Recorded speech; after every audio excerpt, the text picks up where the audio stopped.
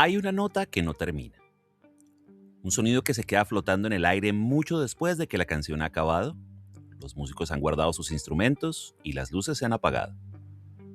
Es una vibración que se niega a disolverse. Esa nota, larga, temblorosa, cargada de un alma centenaria, es el territorio donde aún habita Amy Winehouse. Hay una paradoja en el centro de todo. La misma intensidad que en el estudio de grabación era un instrumento de perfección absoluta, una exigencia milimétrica sobre el ataque de una guitarra, el suspiro de un coro. Fuera de esas paredes insonorizadas se convertía en un huracán incontrolable. Era como si Amy Winehouse contuviera dos fuerzas opuestas, una que ordenaba el universo sonoro con mano férrea y otra que sembraba el caos en su propio mundo. El truco estaba en dónde ponías la atención. La mayoría eligió mirar el caos. Pero dentro del estudio reinaba una disciplina de otro tiempo. Ella no quería sonar a los años 60, quería ser los años 60. Una arqueóloga del sonido. Desenterraba arreglos de cuerdas de sesiones olvidadas de Shangri-Las, el groove tambaleante de un tema de Motown B-side, la desnudez de un vocal de jazz cantado después de la medianoche. Luego lo reconstruía, ladrillo a ladrillo, en su propia catedral del dolor. Back to Black no es un álbum de influencias, es un acto de posesión. Ella invocaba esos fantasmas sonoros no para imitarlos, sino para que habitaran en ella, prestándole su arquitectura para contar una historia completamente suya, desgarradora y moderna. Mientras tanto, en el exterior se construía otra narrativa, la del peinado Beehive, alto como un monumento a la fragilidad, la de los brazos cruzados sobre un vestido arrugado, tatuados con amoríos y amuletos, la de una sonrisa torcida frente al flash de un paparazzi. El personaje devoraba a la persona. La autenticidad brutal de sus letras, ese mapa detallado de la obsesión, la codependencia y la resaca emocional, se leyó como un guión de su vida, no como la obra de una artesana que transformaba el plomo del sentimiento en oro musical. Confundieron la materia prima con el producto final, el dolor con el espectáculo. Así, lo que perdura a menudo es la imagen distorsionada, la caricatura en lugar de la persona, el final en lugar de la obra. Pero si se ajusta el oído, si se ignora el estruendo del escándalo, lo que queda es esa nota, la que sostiene el peso de una emoción durante 3 compases, que se quiebra en el lugar preciso para mostrar que la belleza y el dolor son la misma cuerda vibrante. Esa nota no habla de decadencia, habla de permanencia, de un oficio tan profundo que logró grabar en los surcos de un vinilo el sonido exacto de un corazón rompiéndose y convertirlo, para siempre, en algo irresistiblemente bello.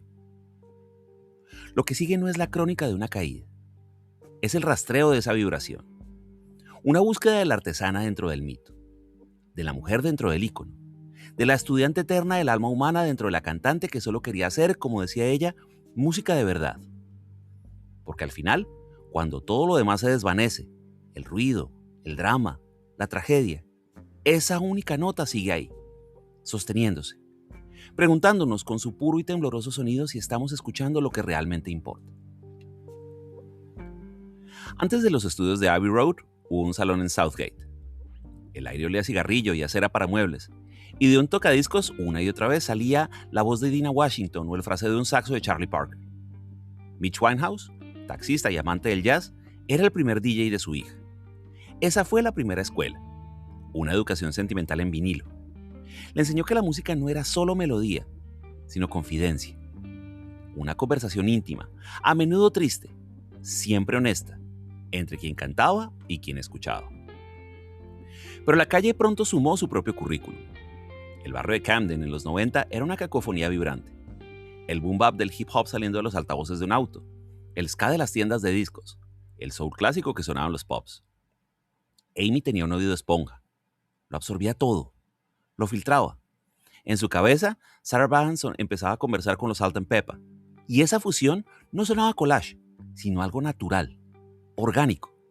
Era una lengua materna musical que ella estaba recombinando con su propio dialecto. Esta educación chocó de frente con la formalidad.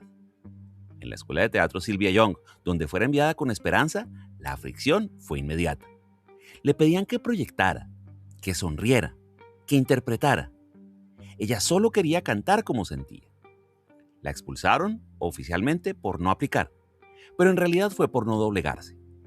por negarse a que su voz, ya marcada por ese ronquido gutural, ese braseo quebrado que sonaba a whisky a caramelo, fuera pulida, domesticada, convertida en un producto de un musical. Aquel fue su primer acto de resistencia creativa, aunque doliera. Un anuncio temprano. Su arte no entraría en ninguna caja que ella no hubiera elegido. Así, mientras sus compañeras aprendían escalas y coreografías, ella se graduaba en los bares de Camden. Subía a pequeños escenarios, con una timidez que se desvanecía al primer compás, y dejaba boquiabiertos a quienes esperaban a un adolescente más. Cantaba con una sabiduría de siglos, con un swing innato, con una comprensión del dolor que no tenía por qué tener a los 16 años. No era una niña prodigio, era un alma vieja que había encontrado por fin un cuerpo joven para expresarse. Su verdadero aprendizaje nunca fue sobre técnica, fue sobre verdad, sobre cómo hacer que cada nota, cada pausa, cada suspiro sonara no como un ejercicio, sino como la única manera posible de contar una historia. Para ella, entrar a un estudio no era grabar, era construir, ladrillo a ladrillo, nota a nota. Con Mark Ronson o Salaam Remi, el proceso era el mismo, una búsqueda obsesiva de la textura exacta. No bastaba con una buena canción, necesitaba el sonido correcto. El clic de un encendedor en la intro, el crujido de un pedal de órgano, la respiración entre dos palabras. Detalles que la mayoría ni notaría, pero que para ella eran la arquitectura misma de la verdad. Quería que todo sonara como si hubiera sido excavado de una bóveda de los años 60. Una imitación, sino una reencarnación. Estudiaba arreglos de cuerdas de Phil Spector, los coros de las girl groups, los acordes menores del soul más dolorido. Y luego, en lugar de copiarlos, los filtraba a través de su propio dolor. Back to Black es eso, un álbum que suena a historia, pero que cuenta una historia íntima y devastadora. Ella proveía las heridas. La producción, meticulosa y brillante, proveía el ataúd de terciopelo. En el estudio su voz era otra herramienta de precisión. Podía pasar horas en una sola frase, buscando ese quebranto exacto, ese portamento que sonara a resbalón del alma. No buscaba la nota perfecta, sino la emocionalmente perfecta. A veces, la toma que quedaba era la primera, la más cruda. Otras, la número 20, cuando por fin el cansancio y la emoción se fundían en el sonido que ella llevaba adentro. Era allí, entre micrófonos y consolas, donde la paradoja se hacía más evidente. La mujer que fuera del estudio parecía desmoronarse, dentro de él tenía un control férreo, absoluto. Sabía exactamente lo que quería. Cada snare, cada backing vocal, cada silencio, todo estaba deliberado. En ese mundo controlado daba forma al caos que la habitaba. Lo convertía en arte, lo domaba. Así, sus canciones no son gritos de auxilio, sino mapas detallados de un naufragio. Cartografías sonoras de la obsesión, la culpa y la abstinencia emocional. Ella no solo las cantaba, las construía, y en ese proceso de construcción minuciosa encontraba el único orden que tal vez pudo comprender del todo. El Beehive no fue un peinado, fue una arquitectura. Una torre de cabello oscuro, teñida de rubio platino en las raíces, que se alzaba como un monumento a la fragilidad. El delineado de gato, grueso y alado, era un marco de tinta para una mirada que ya veía demasiado. Los brazos, un pergamino de tatuajes, pájaros, corazones, nombres de amores y amuletos. Ella tejió su propio uniforme, un traje de lana visible, áspero y personal, que la identificaba al instante en cualquier fotografía. Pero los trajes, cuando son demasiado distintivos, dejan de ser ropa y se convierten en disfraces. El público abrazó el icono con fervor. Adoptó su estilo, coreó sus letras de dolor como himnos y en el proceso borró a la mujer que estaba dentro. Confundieron la autenticidad con la actuación. Las letras de Back to Black, crónicas despiadadas de adicción emocional y abandono, se leyeron no como la obra maestra de una artesana de la metáfora, sino como el diario en tiempo real de una chica desquiciada. El personaje devoró a la persona. La sombra de ese alter ego se alargó hasta tapar todo lo demás. Para los medios ella ya no era una artista, era Amy Winehouse, el espectáculo. Una figura de la que se podían esperar caídas, exabruptos, dramas. Cada paso en falso era coreografiado por el guión que ellos mismos habían escrito. La línea entre su vida y su arte, que ella trabajaba con tanto cuidado en el estudio, se volvió irreconocible fuera de él. La poeta del dolor se convirtió a ojos del mundo en La princesa del desastre. Y ella, atrapada en el traje que había creado, a veces parecía interpretar el papel que le exigían. La sonrisa torcida frente a las cámaras, el puño en alto tambaleante, la mirada perdida. Era difícil discernir dónde terminaba la expresión genuina y dónde comenzaba la representación de la caricatura que habían hecho de ella. El traje de lana, cálido y protector al principio, terminó por apretar, por picar, por sofocar. Se convirtió en la piel de un personaje que seguía cantando sobre libertad, mientras su creadora ya no podía darse el lujo de ser invisible, de ser simplemente Amy. La guerra no se libraba en un solo campo. Era un sitio doble, un acoso desde dentro y desde fuera. Por un lado, los demonios privados, el vacío que a veces solo el alcohol o las drogas podían llenar, la ansiedad que la atenazaba, los trastornos que hacían de su mente un laberinto de impulsos y miedos, una enfermedad compleja, una tormenta bioquímica y emocional que la arrastraba mar adentro una y otra vez. Por el otro, el ejército de flashes, los tabloides británicos con sus titulares en mayúsculas y su hambre voraz. Cada tropiezo, cada mirada vidriosa, cada noche perdida era capturada, amplificada, convertida en el episodio de una telenovela grotesca. La prensa no informaba sobre una persona enferma, narraba el show del declive. La llamaban Trainwreck, un accidente de tren en cámara lenta del que nadie podía apartar la vista. Sus crisis no eran tratadas con compasión, sino con el morbo del espectador que espera el siguiente golpe. Esta dualidad era una tortura perversa. Mientras intentaba, a menudo fallidamente, buscar ayuda o recuperarse en privado, su imagen pública se hundía más en el pantano del escarnio. Sus intentos de rehabilitación se convertían en chistes fáciles para presentadores de televisión.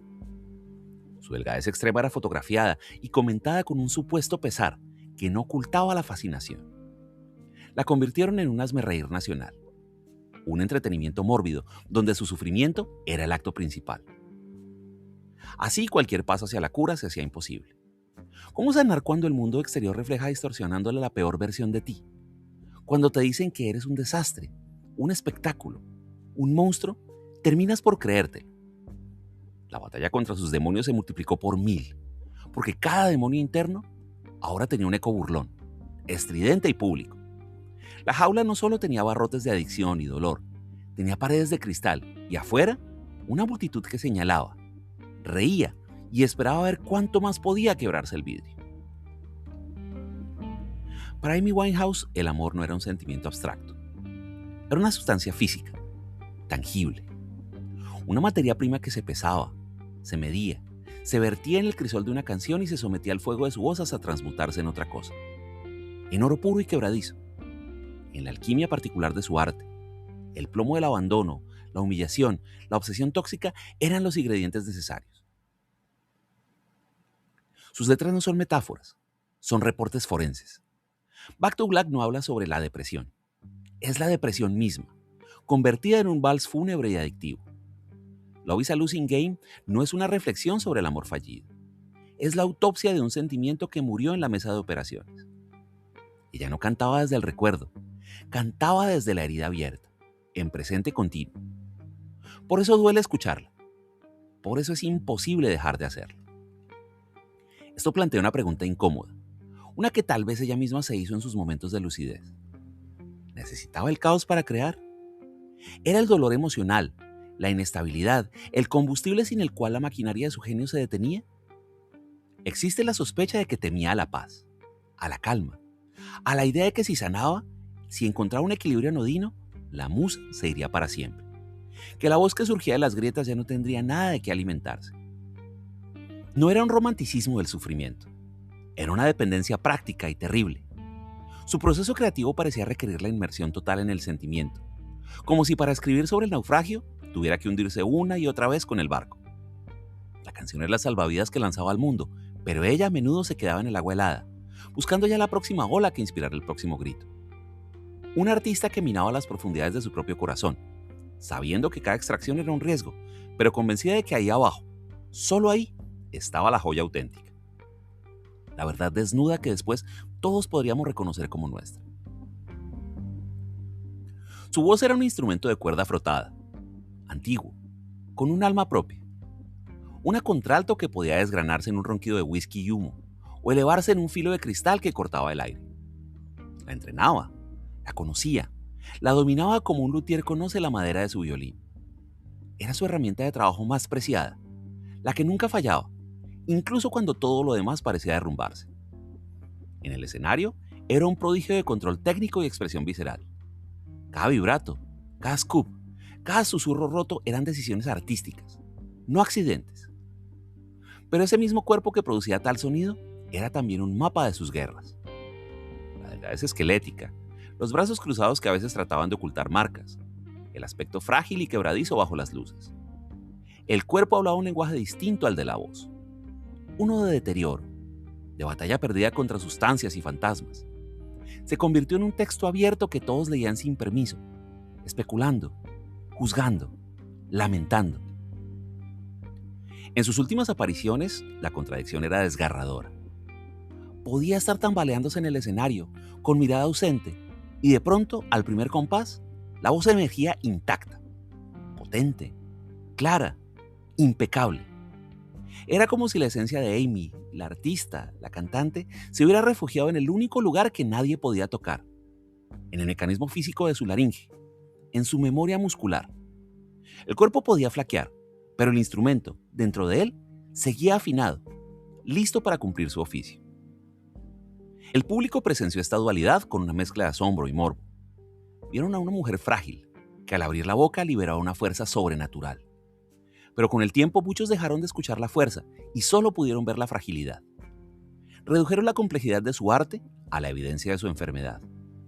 Confundieron el templo con las grietas en sus muros, sin entender que el sonido sagrado surgía precisamente de esa fractura. De esa tensión insoportable entre un espíritu indomable y un vehículo mortal que se le estaba haciendo pequeño, áspero, inhóspito. En sus últimos años la narrativa se endureció como yeso. Se cristalizó en una etiqueta simple pero brutal. Amy Winehouse era un desastre, un talento malgastado, una chica tóxica. Los medios y el imaginario público congelaron su imagen en el momento de su mayor vulnerabilidad y la convirtieron en su única verdad. Su arte, la razón de todo, fue silenciado discursivamente para hablar solo de su deterioro. Se hablaba de la sustancia, nunca de la esencia. El epítome de esta reducción fue su última actuación en Belgrado en 2011. En el escenario, vacilante, incapaz de recordar letras, interrumpiendo a su propia banda. El video es doloroso, pero lo que la narrativa omitió fue que, incluso en medio de ese colapso visible, destellos del genio persistían. Una frase entonada con ese fraseo único, un adorno vocal que solo ella podía hacer. El mundo no vio los destellos, vio el naufragio y dio por sentado que el tesoro se había perdido. Confirmó su propio prejuicio. La historia había terminado. Este silencio forzado, este mutear de su musicalidad para amplificar su tragedia, fue quizás la última y más cruel capa de su prisión. La convirtieron en un arquetipo del artista maldito, pero le quitaron la parte del artista. La redujeron a la maldición. Se hablaba de su adicción como un fracaso moral, no como la enfermedad compleja que era. Se ridiculizaron sus intentos de rehabilitación. Se borró su agencia, su inteligencia, su obsesión por el oficio. Y así en los titulares dejó de ser la mujer que construyó Back to Black ladrillo a ladrillo. Pasó a ser solo un símbolo de advertencia. El mito de la chica tóxica servía para ocultar una verdad más incómoda, la de un artista de control meticuloso cuya vida se descontroló y a quien un mundo sediento de espectáculo le negó el derecho a tener ambas cosas a la vez: el caos y la cordura, el dolor y el dominio, la persona y el personaje. La encerraron en la jaula de su propio cliché y luego se quejaron de que ya no cantaba. El éxito monumental de Back to Black hizo algo más que vender millones de copias. Rompió un molde comercial. Demostró contra todo pronóstico del mercado de los años 2000 que un sonido arraigado en el soul, el jazz y el R&B de los 60, crudo y sin pulir digitalmente, podía ser un fenómeno global. Ella no abrió una puerta, ella dinamitó una pared. De repente, en las salas de reuniones de las discográficas, el sonido vintage dejó de ser un riesgo de nicho para convertirse en una apuesta viable. Su sombra se alarga sobre una generación de artistas que vinieron después. Se percibe en la honestidad lírica descarnada de Adele, en la elección de arreglos orgánicos y atmosféricos de Duffy and Rock Ferry, en la resurrección del soul con carácter de Sharon Jones o de la propia Amy como faro. Ella fue la prueba de concepto. Les mostró que se podía cantar con acento de Londres, sobre orquestaciones de cuerdas y ritmos de tambor militar y conectar con el mundo. Que se podía ser una mujer escribiendo sobre su propio caos, sin edulcorantes ni fantasías pop. Y que eso no era un desahogo de diario, era arte universal. Pero su herencia más profunda es más sutil y reside en la actitud. Amy Winehouse desafió la imagen de la diva pop impecable. Se presentó con sus heridas a la vista, con su voz ronca, con su fraseo imperfectamente perfecto. Legitimó una forma de autenticidad áspera y vulnerable. Abrió un espacio donde la imperfección podía ser el sello de la verdad artística. Por eso su influencia trasciende el género. Se nota en artistas como Lady Gaga en sus momentos más jazzísticos, o en la intimidad cruda de figuras como Sam Smith. No dejó una escuela de imitadores, porque su voz era inimitable. Dejó algo mucho mejor, un permiso. El permiso para exhumar sonidos antiguos sin parecer una reliquia. El permiso para escribir con la sangre de las propias venas. El permiso para ser, ante todo, una artesana obsesiva en un mundo que prefería productos prefabricados. Su legado no son las canciones que otros cantan como ella, sino las canciones que otros se atrevieron a escribir por ella. El 23 de julio de 2011, en su casa de Camden, el silencio venció al ruido. La noticia no sorprendió a nadie, y esa fue la tragedia dentro de la tragedia. El mundo había ensayado tanto su final, en titulares, en chistes, en susurros, que cuando llegó, fue como el cumplimiento de un guión que todos, excepto ella, parecían conocer. La autopsia reveló una intoxicación etílica. Su cuerpo, agotado de sostener un alma tan vasta y un asedio tan brutal, encontró la paz que en vida le fue esquiva. Su muerte, sin embargo, no fue un punto final. Fue un borrón y cuenta nueva forzoso. El estruendo del circo mediático, de los flashes y los chistes crueles, se apagó de golpe. Y en el silencio repentino sucedió algo extraño. La música pudo respirar por primera vez en años. Sin la distracción del espectáculo de su declive, la gente comenzó a escuchar de nuevo. No a la chica tóxica, sino a la artesana. Las ventas de Back to Black se dispararon. Nuevos oyentes descubrían la arquitectura perfecta de sus canciones, la inteligencia feroz de sus letras, la maestría de su voz. La muerte la liberó del personaje que la asfixiaba. Ya no podían fotografiar su próximo tropiezo, pero tampoco podían silenciar su legado. De pronto, fue posible hablar de Amy Winehouse sin el morboso asterisco del «qué lástima». Se pudo celebrar su obra sin que sonara a obituario prematuro. Su partida forzó una reevaluación. La transición de ícono trágico a artista clásica. Su vida tan explotada se convirtió en un segundo plano. Su música en el centro de todo. Así, su final no selló su historia. La liberó de la narrativa que la encarcelaba. Permitió que su voz, por fin, hablara sin intermediarios, sin distorsiones. Que la nota que siempre se sostuvo siguiera vibrando, limpia de todo ruido, excepto el suyo propio. El último trago está servido. Los vasos vacíos brillan bajo una luz tenue. El humo del cigarrillo se disipa lentamente, dibujando espirales en el aire quieto. El silencio, después de una de sus canciones, no es un vacío, es un espacio lleno, cargado con todo lo que su voz dejó atrás. El fantasma de un amor que duele, el sabor amargo de un arrepentimiento, la frágil belleza de una verdad que no quisimos escuchar. En ese silencio, la paradoja de Amy Winehouse se revela con total claridad. Su vida física fue breve, tumultuosa, apagada demasiado pronto. Pero su voz, esa entidad separada que ella moldeó con manos de artesana, consiguió una forma de inmortalidad que la tragedia no pudo tocar. Ella se fue, pero su sonido se quedó. Se instaló en la cultura, en la memoria colectiva, en el modo que entendemos que una canción de amor puede también ser un informe clínico del alma. Sus canciones ya no le pertenecen a quien las escucha. Se han convertido en himnos para los corazones rotos, en bandas sonoras de noches solitarias, en compañeras de viaje para quienes reconocen en su honestidad brutal un reflejo de su propio dolor. El personaje que devoró a la persona se ha desvanecido. Lo que perdura es la obra, la arquitectura perfecta de Back to Black, la desgarradora sencillez de Love is a Losing Game, el grito desafiante de Rehab. El mundo al final no pudo quedarse con la caricatura. Tuvo que rendirse al artista, ante la mujer que en medio del caos más profundo nunca perdió el control de su don, que entraba al estudio y con una claridad feroz convertía el desorden de su vida en orden musical perfecto. Esa es la victoria final, la única que importa. Así que el eco no se apaga, la nota se sostiene. Amy Winehouse logró lo que todo artista verdadero anhela: trascender su propia historia. Nos dejó un mundo sonoro donde el dolor tiene dignidad, la debilidad tiene fuerza, y la verdad, por más fea que sea, puede ser cantada con una belleza que detiene el tiempo.